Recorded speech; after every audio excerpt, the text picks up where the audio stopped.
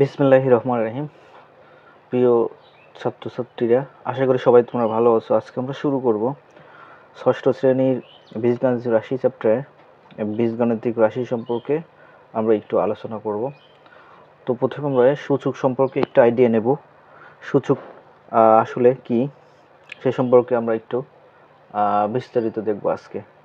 তাহলে সূচক তাহলে 2, 4, 8, 16 ইত্যাদি সংখ্যার মৌলিক উৎপাদক আগে আমরা বের করতে চাচ্ছি।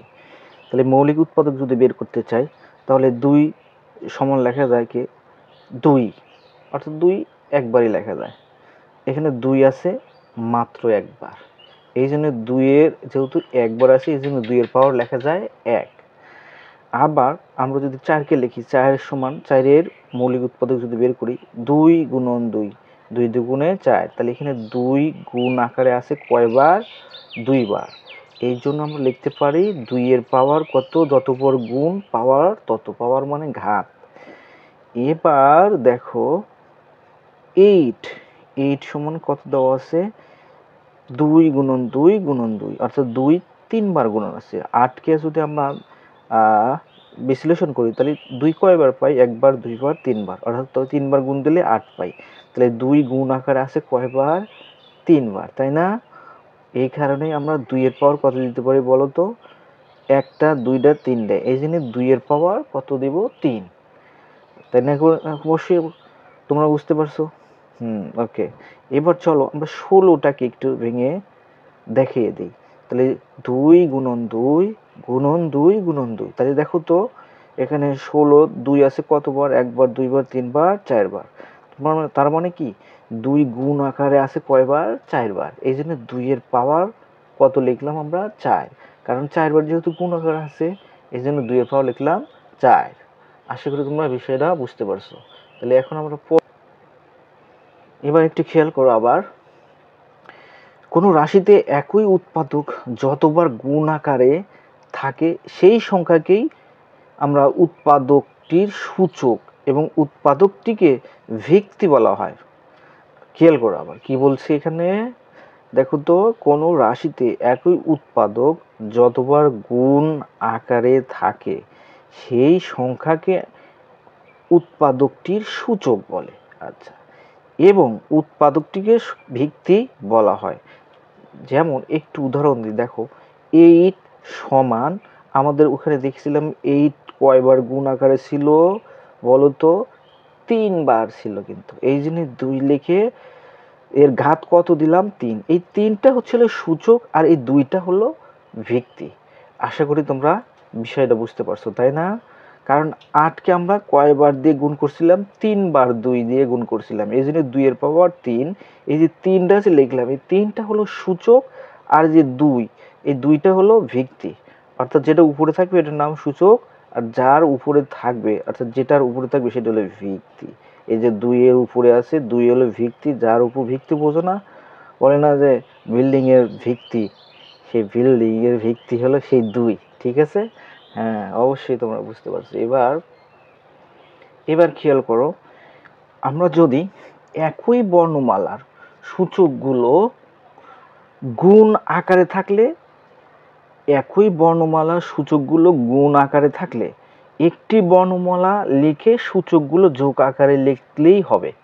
খেয়াল করো, যেমন এর ঘাত 2 গুণন এর ঘাত 3 গুণন এর ঘাত 4, তাহলে এদের একই বর্ণমালা, কিন্তু এটাও এ, এটাও এ, এটাও এ। তাহলে আমরা একটা এ লিখে ঘাতগুলি শুধু কি করব? যোগ দিব। 2 যোগ 3 যোগ 4, তাহলে আমাদের কত হচ্ছে দেখো তো? 3 আর 2 5 আর 4 কত হয়? 9। এই জন্য এর ঘাত কত? 9, তাই না? এই সূত্রটা এইভাবে আমরা লিখতে পারি, এর ঘাত m গুণন এর ঘাত n। তাহলে একই বর্ণমালা যেহেতু অন্তর্ভুক্ত, তাহলে এটা ঠিক রেখে পাওয়ারগুলি শুধু আমরা যোগ দিয়ে লিখলাম m যোগ n। আশা করি তোমরা বিষয়টা বুঝতে পারছো, তাই না? খুবই মজার, তাই না? ওকে। এবার দেখো আমরা খেয়াল করি, তোমরা একটু খেয়াল করো, আশা করি তোমরা বিষয়টা ভালো করে বুঝতে পারবা। যেমন 2 এর মধ্যে 2 উৎপাদকটি একবার আছে, আমরা কিন্তু লিখেছিলাম প্রথমে, মনে আছে না? 2 এর মধ্যে 2 উৎপাদকটি একবার আছে। একটুখানি আবার আমরা একটু স্মরণ করিয়ে দিই তোমাকে। দেখো তো, এই যে দেখো, দেখো তোমরা সবাই, 2 এর মধ্যে 2 আছে একবার, এই জন্য 2 এর আমরা ঘাত কত লিখেছিলাম? 1, তাই না? তো সেই জন্য এখানেও বলা হচ্ছে, দেখো খেয়াল করো, 2 এর মধ্যে 2 উৎপাদকটি একবার আছে। এখানে সূচক 1 এবং ভিত্তি হলো 2, তাই না? 4 এর মধ্যে 2 উৎপাদকটি 2 বার আছে, এই যে খেয়াল করো, দেখো তো 4 এর মধ্যে 2 উৎপাদকটি কয়বার আছে? একবার, 2 বার, তাহলে 2 গুণ আকারে আছে 2 বার, এই জন্য 2 এর ঘাত কত? 2।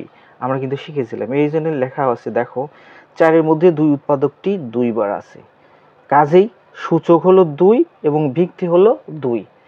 আচ্ছা, আবার 8 এবং 16 এর মধ্যে 2 উৎপাদকটি যথাক্রমে 3 বার এবং 4 বার আছে।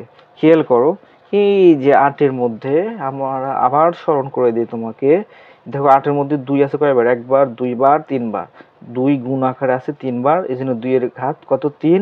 16 এর মধ্যে কয়বার আছে? একবার, 2 বার, 3 বার, 4 বার, 2 গুণ আকারে আছে 4 বার, এই জন্য 2 এর ঘাত কত? 4, তাই না? এইবার একটু খেয়াল করো, সেখানে আমরা লিখছি এটা, দেখো আবার 8 এবং 16 এর মধ্যে 2 উৎপাদকটি যথাক্রমে 3 বার এবং 4 বার আছে, সেই জন্য 8 এর সূচক 3 ও ভিত্তি হলো 2 এবং 16 এর সূচক কত? 4 ও ভিত্তি হলো 2, তাই না? এই জন্য আমরা লিখতে পারি, দেখো একটু খেয়াল করো কত মজার, এই যে দেখো 8 কে আমরা লিখতে পারি, যেহেতু এর ভিত্তি 2 আর সূচক ছিল কয়বার? 3 বার, অর্থাৎ 2 3 বার গুণ হলে 8 হয়, তাহলে এই জন্য 2 হলো ভিত্তি আর 3 হলো সূচক। এই যে 16 উৎপাদকে আমরা 2 পাইছিলাম কয়বার? বলো তো দেখি, বলো বলো, অবশ্যই তোমরা বুঝতে পারবে। এবার দেখো, এই যেটা হলো সূচক 3, এই হলো 2টা হলো ভিত্তি। একইভাবে 16কে আমরা লিখছিলাম 2 কয়বার গুণ আকারে ছিল? 4 বার, তার মানে কি 16কে আমরা ভেঙে লিখতে পারি 2 এর পাওয়ার 4 বার গুণ দিলেই আমরা 16 পাবো, অর্থাৎ 2 যদি 4 বার গুণ করি তাহলে 16 পাবো। তাহলে এই যে 2টা পাওয়ার লিখলাম, এটা হলো সূচক আর এই 2টা হলো ভিত্তি। আশা করি তোমরা বিষয়টা বুঝতে পারছো, তাই না? খুবই মজার। এবার চলো আমরা কিভাবে ঘাত বা শক্তি বের করা যায় সেটা আমরা একটু বের করি। খেয়াল করো, মনে করো এ একটা বীজগণিতীয় রাশি, এ কে এ দ্বারা একবার, 2 বার, 3 বার গুণ করলে হবে কত? হবে আমরা একটু বের করি। দেখো, এ কে যদি একবার গুণ করি, তাহলে এর যতবার গুণ করব তার সূচক হবে তত বা ঘাত হবে তত। তাহলে এ সমান, এ কে একবার গুণ করছি তো এর ঘাত 1, যেখানে এ কে এটাকে পড়া হয় এইভাবে, যেখানে এ টু দি পাওয়ার, অর্থাৎ এ ঘাত 1 কে পড়া হয় এ টু দি পাওয়ার 1, তার মানে এর ঘাত 1, এটাকে কিভাবে পড়বো আমরা? এ to the power 1, A to the পাওয়ার 1, অর্থাৎ এর ঘাত হলো 1, এইভাবে আমরা পড়বো কিন্তু, তাই না? খুবই মজার। এবার দেখো, যদি 2 বার গুণ করা হয় এ গুণন এ, তাহলে যেহেতু 2 বার গুণ আছে এই জন্য এর ঘাত 2, যেখানে এর ঘাত 2 কে পড়া হয় এ টু দি পাওয়ার 2, অর্থাৎ এ 2 থাকলে এর পাওয়ার যদি 2 থাকে এটাকে পড়বো কিভাবে? এ টু দি পাওয়ার 2 বা 2, অর্থাৎ এর ঘাত 2। এবার খেয়াল করো, যদি এ 3 বার গুণ হয়, এ গুণন এ 3 বার আছে, তাহলে এর ঘাত 3, যেখানে এর ঘাত 3 কে পড়া হয় এ টু দি পাওয়ার 3, তাই না? অর্থাৎ এর ঘাত হলো 3। অনুরূপভাবে যদি আমরা খেয়াল করো, এ কে যদি n বার গুণ করা হয়, তাহলে এ গুণন A dot dot dot n বার যদি গুণ হয়, তাহলে আমরা কি লিখতে পারি? এর ঘাত n, তাই না? অতএব যদি 2 বার গুণ হয় তাহলে এর ঘাত 2 লিখি, যদি n বার গুণ হয় তাহলে এর ঘাত n, তাই না? খুবই মজার। দেখো এবার এই জন্য আমরা লিখতে পারি এর ঘাত n কে পড়া হয় এ টু দি পাওয়ার n, অর্থাৎ এর ঘাত হলো n, অর্থাৎ এর শক্তি হলো n, তাই না? আশা করি তোমরা বিষয়টা বুঝতে পারছো। পরবর্তীতে আমরা গাণিতিক অঙ্ক নিয়ে তোমাদেরকে অঙ্কগুলো শেখাবো। আজকের ক্লাস এই পর্যন্তই। ধন্যবাদ সবাইকে, তোমরা সবাই ভালো থেকো। বিসমিল্লাহির রহমানির রহিম। প্রিয় ছাত্রছাত্রীরা, আশা করি সবাই তোমরা ভালো আছো। আজকে আমরা শিখব ষষ্ঠ শ্রেণীর বীজগণিতের রাশি চ্যাপ্টারের সরল অঙ্ক নিয়ে। তো দেখো, সরল অঙ্ক আমরা প্রথম আগের ভিডিওতে দিয়েছিলাম কিভাবে সরল অঙ্কগুলো, কিভাবে সূচক, উৎপাদক, ভিত্তি সম্পর্কে আলোচনা করছিলাম। আজকে আমরা সেগুলোর প্রয়োগ দেখব আর কি, গাণিতিক প্রয়োগ। তো দেখো ছাত্রছাত্রীরা, 1 নম্বর অঙ্কে আমাদের কি ছিল দেখো, এখানে x এর ঘাত হলো 3 আর এখানে x এর ঘাত হলো 7, অর্থাৎ 3 আর x এর ঘাত হলো 7। তো আমরা তখন ওই টিউটোরিয়ালে শিখছিলাম যে একই বর্ণমালার যেগুলো অন্তর্ভুক্ত থাকে সেগুলোর পাওয়ার কি হয় বলো তো? পাওয়ারগুলো শুধু যোগ হয়। যেমন আমরা সূত্র ডাকছিলাম এইরকম, দেখো, এর ঘাত m গুণন এর ঘাত n সমান আমরা কি লিখেছিলাম? এর ঘাত m প্লাস n, তাই না?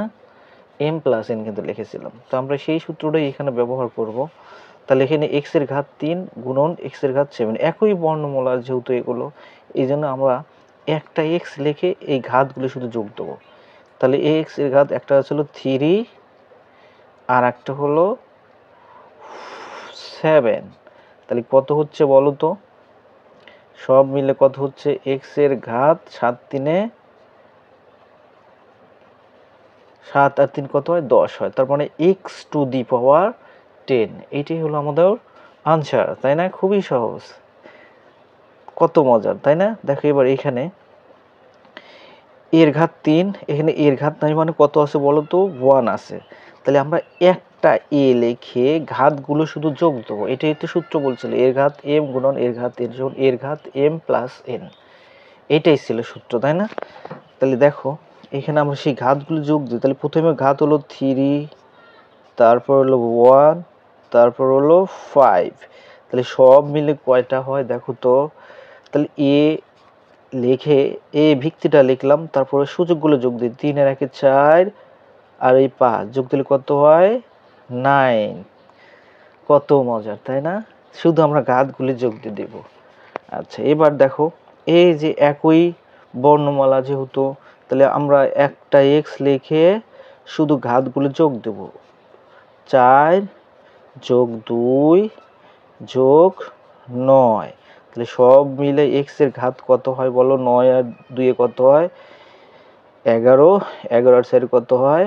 15, তাই না? এই যে আমরা x এর ঘাত হলো 15। এবার একটু খেয়াল করো, এখানে এই যে m কয়টা ঘাত আছে? একটা, দুইটা, তিনটা।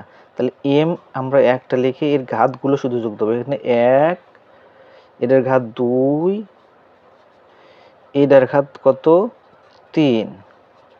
আচ্ছা, তারপর n আছে দেখো, গুণন n, n এর ঘাত এখানে কয়টা আছে? 3টা, আর এখানে ঘাত আছে কয়টা? 7টা। সেই ঘাতটা যোগ দিলাম। তাহলে এখানে কত হচ্ছে দেখো তো? m এর ঘাত 3 2 5, একে কয়টা হলো? 6টা হলো। আর এখানে n এর ঘাত কয়টা হলো বলো তো? n ইনটু মানে এখানে গুণ আকার আছে। 7 আর 3 এ কত হয়? 10, তাই না? তাহলে এইটাই হচ্ছে আমাদের সরলের সমাধান। এবার পরবর্তীটা চলে আসো, খেয়াল করো। 3a গুণন 4b গুণন 2a গুণন 5c গুণন 3b। তো এখানে আমাদের যে কাজটা করতে হবে, আগে সংখ্যাগুলো আমাদের গুণ আকারে লিখতে হবে। তাহলে 3 গুণন 4 গুণন 2 গুণন 5 গুণন 3, সেগুলো আমরা গুণ আকারে লিখলাম। 3 গুণন 4 গুণন 2 গুণন 5 গুণন 3। আচ্ছা, এবার দেখো এ কয়বার গুণন আকার আছে? দেখো একবার, দুইবার। তাহলে এর ঘাত কত লেখা যায় বলো তো? 2, আমরা শিখে আসছিলাম না? হ্যাঁ। তাহলে তো বি গুণন আকার আছে কয়বার? একবার, আর এই যে আরেকবার গুণন আকার আছে। তাহলে বি এর ঘাত কত? 2। এবার দেখো সি কয়বার গুণন আকার আছে? সি মাত্র একটাই আছে, একবারই গুণ আছে। তাহলে সি এর ঘাত কত? 1। যতবার গুণ হয় তত ঘাত হয়, আমরা এটাই কিন্তু শিখছিলাম। এবার একটু খেয়াল করো, তাহলে 3 4 12, 12 2 24, তারপরে 3 24 72, 72কে আমরা যদি গুণ দেই তাহলে সব মিলে 5 দিয়ে গুণ দিলে 360। তুমি যেভাবে গুণ দাও তোমার ইচ্ছা। তাহলে এবার তাহলে কত হচ্ছে, এর ঘাত 2 সেটা লিখলাম, বির ঘাত 2 সেটা লিখলাম, সির ঘাত 1 লেখার দরকার নেই, এভাবে রেখে দিলেই হবে। এবার পরেরটাতে চলে আসো, দেখো কত আছে লাস্টের অঙ্কটা দেখো, 2 অর্থাৎ 2x² গুণন y² গুণন 2z² গুণন 3y² গুণন 4x²।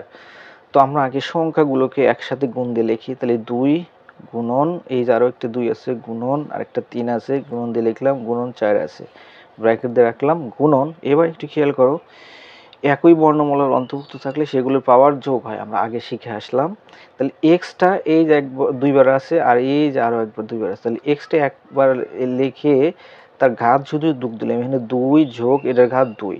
আবার ওয়াইও ঠিক আছে, এখানে দুইবার গুণ আছে, এখানে দুইবার গুণ আছে, তাহলে ওয়াই একটা লিখে শুধু ঘাতগুলো আমরা যোগ দিলাম, 2 যোগ আরও একটা আছে 2 গুণন যেটা আছে মাত্র একবার দুইবার গুণ দিয়ে দেওয়া আছে, তাহলে যেটার ঘাত জেড লিখে 2 লিখলাম। এবার তাহলে কি হয়, 2 2 4, 3 4 12, 4 12 48, তাই না? আর এক্স এর ঘাত কত হয়, 2 আর 2 কত হয়, এক্স এর ঘাত 4, এখানে ওয়াই এর ঘাত কত হয়, 2 আর 2 কত 4, জেড এর ঘাত মাত্র 2 আছে, আর কোনো ঘাত নাই। এটি হলো আমাদের অ্যান্সার, তাই না? অবশ্যই তোমরা ভালোভাবে বুঝতে পেরেছো। যদি না বোঝো তাহলে আমাকে কমেন্টে লিখবে যে এই অঙ্কটা আমি বুঝিনি, আমি আমার সাধ্যমতো চেষ্টা করব। তো আজকের ক্লাস এই পর্যন্তই। সবাই ভালো থেকো, সুস্থ থেকো। ধন্যবাদ সবাইকে। বিসমিল্লাহির রহমানির রহিম। প্রিয় ছাত্র ছাত্রীরা, আমার কলেজের টুকরো ছাত্র ছাত্রীরা, আশা করি সবাই তোমরা ভালো আছো। আজকে আমরা শিখব ষষ্ঠ শ্রেণীর বীজগণিত রাশির চ্যাপ্টারের কিছু বীজগণিতিক গাণিতিক সমস্যা শিখব। তো দেখো, আমাদের প্রথম রাশিতে যেটা দেওয়া আছে, আমাদের নির্ণয় করতে হবে এ কিউব বা a to the power cube plus বির পাওয়ার অর্থাৎ বি টু দি পাওয়ার 2 অর্থাৎ বি স্কোয়ার, অর্থাৎ এ কিউব প্লাস বি স্কোয়ার এর মান নির্ণয় করতে হবে। তো দেখো, তাহলে এখানে এ আর বি আছে, তাই সেই জন্য আমরা দেওয়া আছে তে লিখলাম এ আর বি এর মান। তাহলে দেওয়া আছে এ সমান 2, বি সমান 3, তাহলে এইটার মান নির্ণয় করতে হবে। মান নির্ণয় করতে হলে আমাদের প্রদত্ত রাশি লিখতে হবে। তো দেখো, এর জায়গায় আমরা 2 বসালাম, তাহলে 2 বসালে কত হয়, এর জায়গায় 2 দিলাম, তারপরে এর ঘাত কত 2 সেটা দিলাম, তারপরে এই যোগ, বির জায়গায় কত বসালাম 3, তারপরে বির ঘাত কত দেওয়া আছে 2 সেটা বসালাম। তাহলে আমরা জানি 2 এর ঘাত 3 বলতে কি বোঝায়, 2 কয়বার গুণন আছে, যতবার ঘাত ততবার গুণ, 2 গুণন 2 গুণন 2, তাহলে মোট কতবার হয় দেখো তো, গুণন কয়বার আছে 3 বার, তাহলে 3 বার গুণ দিলে কত হয়, 2 দুগুণে 4, 4 দুগুণে 8, তার মানে 2 এর ঘাত 3 মানে কত পাইলাম আমরা 8। একইভাবে দেখো 3 এর ঘাত 2, তার মানে কি 3 এর ঘাত 2 বলতে কি বোঝায়, 3 দুইবার গুণন, 3 গুণন 3, 3 3 3 3-এ অর্থাৎ 3 আর গুণন 3 গুণ করলে 3 3-এ 9, তাহলে 8 আর 9 যোগ দিলে কত হয় 17। কি মজা, তাই না? সবাই আশা করি বুঝতে পারছো। এবার দেখো, দ্বিতীয় নম্বর সমস্যা সমাধান করতে যাচ্ছি আমরা। বির ঘাত 3 যোগ সি এর ঘাত 3, তাহলে যেহেতু এখানে বি আর সি আছে, সেই জন্য দেওয়া আছে আমাদের মানও লিখতে হবে বি আর সি এর মান। তাহলে বি এর মান কত 3, সি এর মান কত 1, তাহলে প্রদত্ত রাশি মানে এটার মান আমাদের নির্ণয় করতে হবে। তাহলে মান যখন নির্ণয় করব সেখানে প্রদত্ত রাশি লিখলে সবচেয়ে বেটার হয়, রাশিটা খুবই মজবুত হয় আর কি। তাহলে বির জায়গায় আমরা কত বসায় দিলাম, এই যে 3 আছে, বির জায়গায় 3 বসায় দিলাম, তারপরে এখানে যেহেতু যোগ সেই যোগ দিলাম, সির জায়গায় কত বসায় দেবো 1, তাহলে সির জায়গায় 1 বসা দিয়ে তার ঘাত 3 বসালাম। তাহলে 3 এর ঘাত 3 বলতে কি বোঝায়, 3 এর ঘাত 3 বলতে বোঝায় 3 কয়বার গুণন 3 বার, একবার 2 বার 3 বার, 3 3-এ 9 আর 3 9 27, তাহলে 3 এর ঘাত 3 মানে কত পাইলাম আমরা 27। একইভাবে 1 এর ঘাত 3 মানে কি 1 গুণন 1 গুণন 1, 1 1-এ 1, তাকে আবার 1 দ্বারা গুণ করলে 1 1-এ 1ই হয়, তাহলে 1 এর ঘাত 3 মানে 1ই হয়, তাহলে 27 আর 1 যোগ করলে কত হয় 28। কি মজা, তাই না? তোমরা সবাই বুঝতে পারছো আশা করি।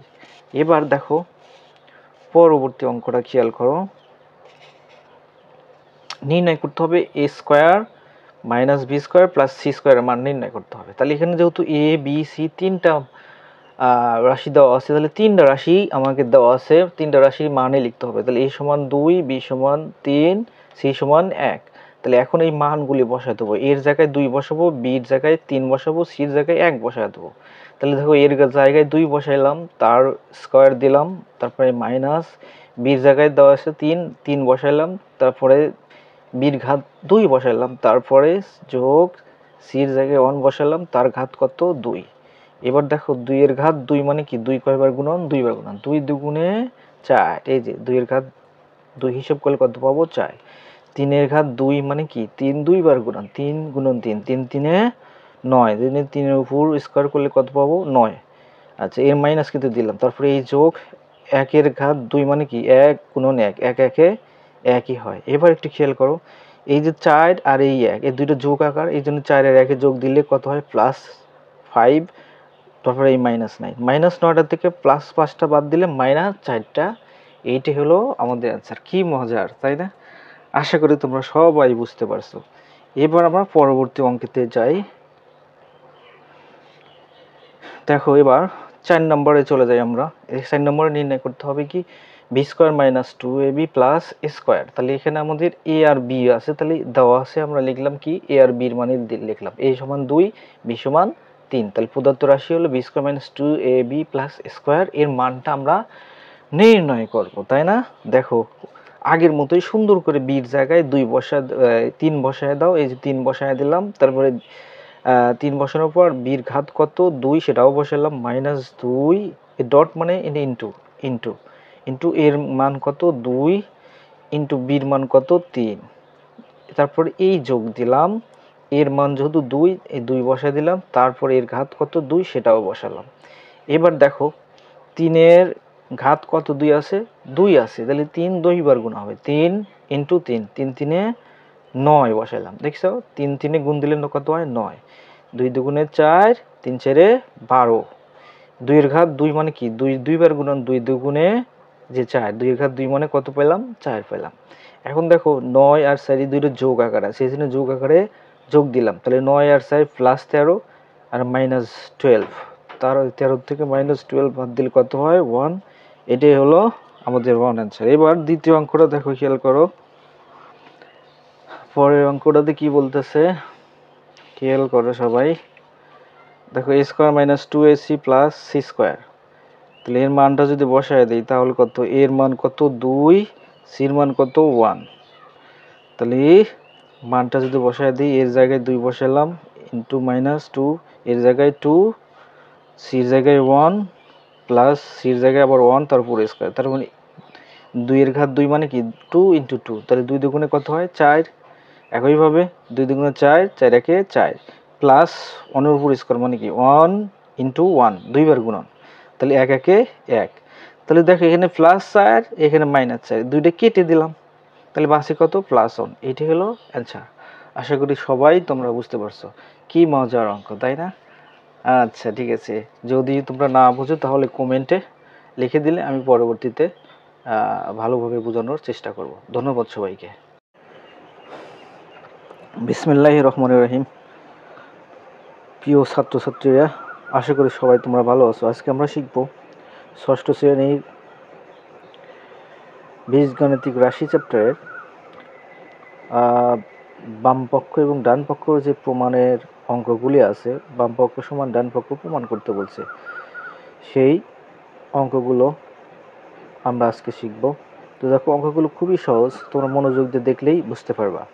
তো দেখো আমাদের বইয়ের রাশিতে বাম পক্ষ কোনটা দেওয়া আছে Y square minus X square. বাম সাইডে যেটা থাকে বাম পক্ষ লিখে সেই সাইডে যা আছে হুবহুব লিখে দেব, এবং ডান পক্ষ লিখে ডান সাইডে যে মান আছে বইয়ের রাশিতে সেটা আমরা লিখলাম। তো দেখো যেহেতু এখানে ওয়াই আর এক্স এর মান দেওয়া আছে, তাহলে ওয়াই এর মান আর এক্স এর মান আমরা দেওয়া আছে আগে লিখে নেব। তাহলে দেওয়া আছে এক্স সমান 3, ওয়াই সমান 5। তাহলে বাম পক্ষ সমান দিয়ে বইয়ের রাশিতে আমাদের বাম পক্ষে আছে হলো Y square minus X square.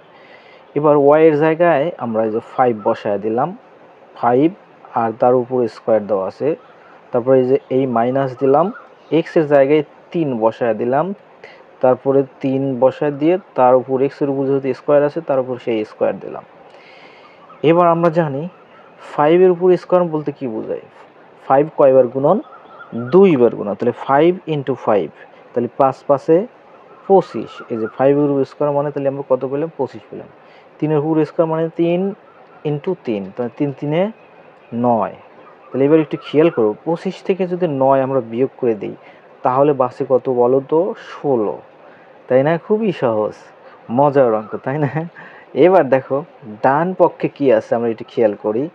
ডান পক্ষ কি আছে দেখো, ডান পক্ষ আমাদের লেখে সমান চিহ্ন দেব, দেওয়ার পর ডান পাশে যে রাশি আছে x + y × y - x, তো x এর মান কত 3 প্লাস y এর মান কত 5, তারপর ব্র্যাকেট দিয়ে আমরা আটকায় দেব, তারপর এখানে নাই মানে ইন্টু আছে, ইন্টু দিলাম, y এর মান কত 5, এই যে দেখো y এর মান আমরা এই যে 5 বসাইলাম, এই যে y এর জায়গায় এই যে 5 বসাইলাম, তারপর এই মাইনাস x এর মান কত 3, সেই 3 বসাইলাম।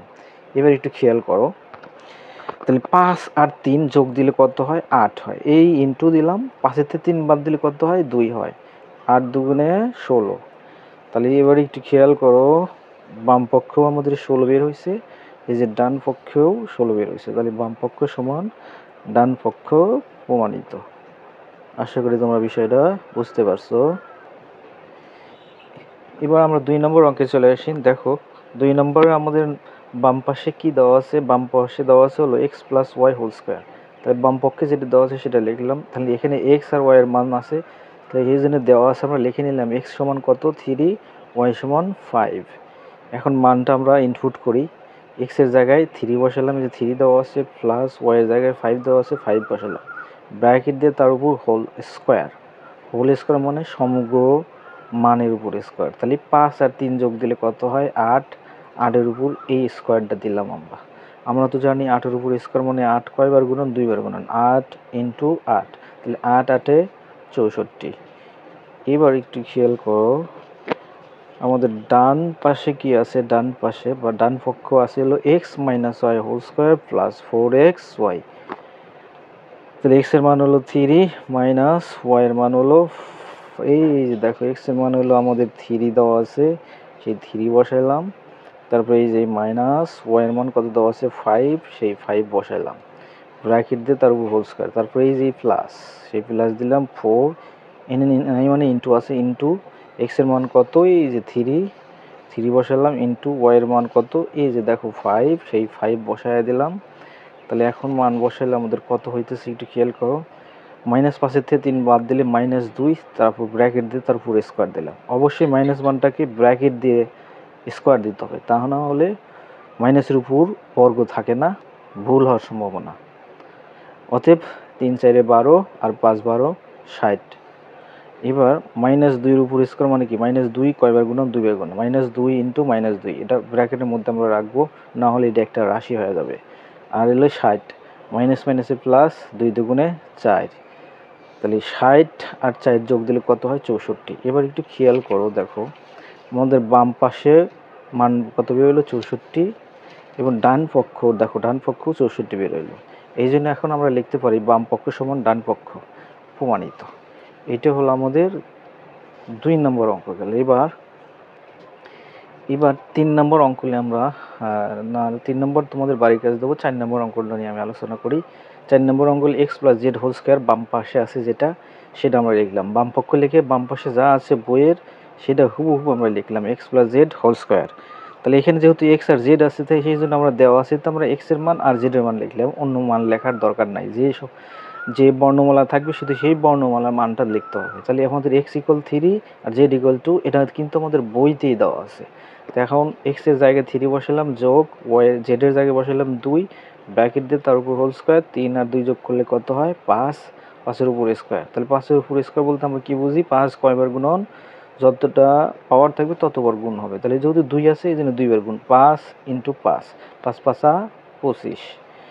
এবার আমাদের ডান পক্ষ এই 25ই হতে হবে, তাহলে খেয়াল করো ডান পক্ষ সমান দিয়ে ডান পক্ষে যা আছে সেটা আমরা হুবহু লিখলাম, x² + 2xz + z²। তাহলে x এর জায়গায় 3 বসালাম, 3-র উপর আবার কি দেবো, স্কোয়ার দেবো, কারণ এক্সের উপর স্কোয়ার আছে। এই প্লাস 2 ইন্টু এক্সের মান কত 3 ইন্টু জেডের মান কত 2, আমরা বসায় দিলাম। এই যে দেখো এই যে এই মানগুলো বসাইলাম আমরা, এক্সের মান 3 জেডের মান 2, সেটা বসানোর পর এবার দেখো কি হচ্ছে। তাহলে 3-এর উপর স্কোয়ার মানে কি 3 ইন্টু 3, 3 3-এ 9, 2-এর উপর স্কোয়ার মানে কি 2 2 4, তাহলে এই যে 3-এর উপর স্কোয়ার মানে 9 বসালাম, 3 2 6, 6 2 12, 2-এর উপর স্কোয়ার মানে 4। তাহলে দেখো 9 আর 12 21, 21 আর 4 25। এবার একটু খেয়াল করো, বাম পক্ষে আমাদের 25 বের হয়েছে, আবার দেখো ডান পক্ষ আমাদের 25 বের হয়েছে। যেহেতু বাম পক্ষ আর ডান পক্ষ সমান, এই জন্য মাঝে সমান চিহ্ন দিলাম, দিয়ে আমাদের প্রমাণ হয়ে গেল। আশা করি তোমরা অঙ্কগুলো বুঝতে পারছো, খুবই মজার অঙ্ক, তাই না? আচ্ছা ঠিক আছে, 3 নাম্বার তোমাদের বাড়ির কাজ থাকলো। এই অঙ্কের ফরম্যাট দেখে তোমরা 3 নাম্বার করতে পারবে আশা করি। না পারলে তারপর আমি কমেন্ট করবা, তাহলে আমি অঙ্ক দিনে আবার আলোচনা করব। ধন্যবাদ সবাইকে, ভালো থেকো সবাই।